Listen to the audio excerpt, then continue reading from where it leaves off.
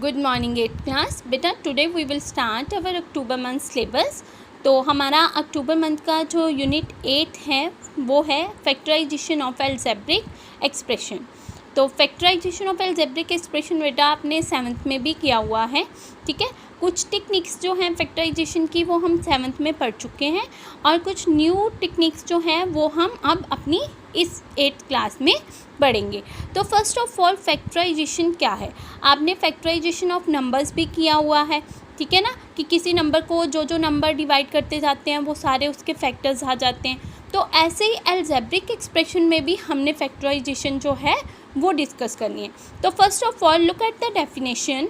The process of writing an algebraic expression as a product of two or more smaller degree of algebraic expression that is called factorization।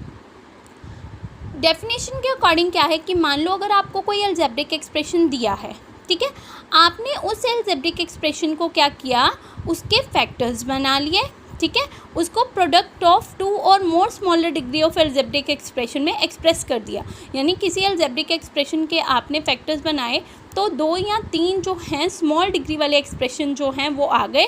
तो ये जो method है कि break करना 2 और मोर smaller degrees में, that is called factorisation, ठीक है। और जो ईच स्मॉल एक्सप्रेशन आया है आपका लोअर डिग्री वाला वो क्या होगा, हमारा फैक्टर्स, ठीक है। तो फैक्टर्स की डेफिनेशन क्या है, each expression occurring in the product that may be multiplied to obtain the given algebraic expression that is called the factor of the given algebraic expression. वैसे भी आप देखते हो जब हम तो बेटा नेक्स्ट हमारी कुछ इंपॉर्टेंट आइडेंटिटीज़ दी हुई हैं जिसको हम रिकॉल करेंगे। ये आइडेंटिटीज़ आपने ऑलरेडी पहले भी डिस्कस की हुई हैं 7th में भी, और हमने इससे पहले वाले चैप्टर में भी जब हमने किया था तो ये आइडेंटिटीज़ यूज़ की थी। तो एक बार मैंने ये सारी आइडेंटिटीज़ जो हैं यहाँ दोबारा से रिपीट करवानी है, तो एक बार आप इनको अच्छे से बेटा लर्न करेंगे, ठीक है।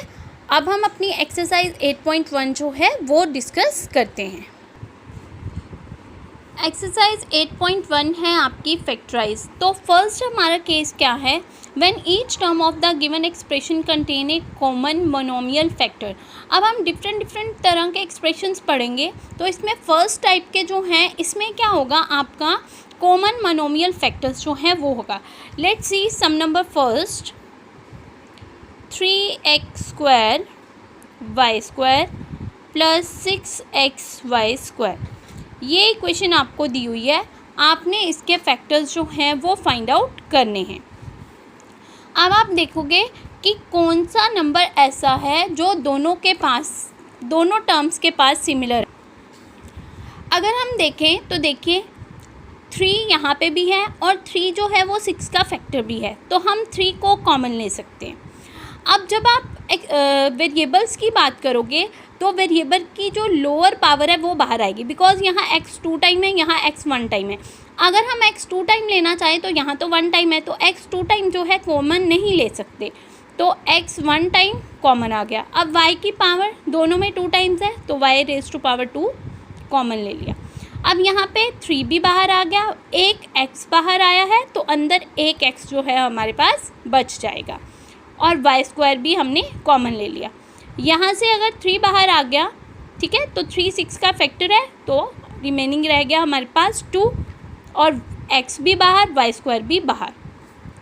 तो जो हमारा ये एक्सप्रेशन था इसके फैक्टर्स क्या बन गए, 3xy² और x + 2। These are 2 factors of given expression.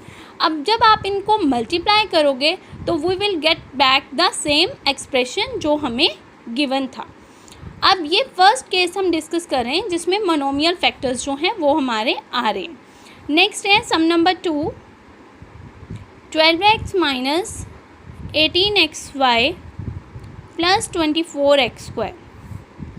अब आप देखो बेटा, सबसे पहले 12, 18 और 24 का हम कॉमन फैक्टर देखेंगे। अगर हम 12 लेते हैं तो 12 जो है वो 18 का फैक्टर नहीं है, 18 लेते हैं तो 12 और 24 उसके फैक्टर्स नहीं है, तो हम कोई ऐसा नंबर लेंगे जो तीनों का फैक्टर हो, लाइक 6 12 का भी फैक्टर है, 18 का भी, 24 का भी। तो हमने 6 कॉमन ले लिया, साथ में आप देखो x की लोएस्ट पावर क्या है 1 और x सब में है तो x कॉमन ले लिया तो हमारे पास यहाँ बचा 2 माइनस 3 बिकॉज 6 फैक्टर है तो जब हम 6 से इसको डिवाइड करेंगे तो 3 रिमेनिंग है 3y एंड 4x तो हमारे फैक्टर बन गए 6x into 2 minus 3y plus 4x।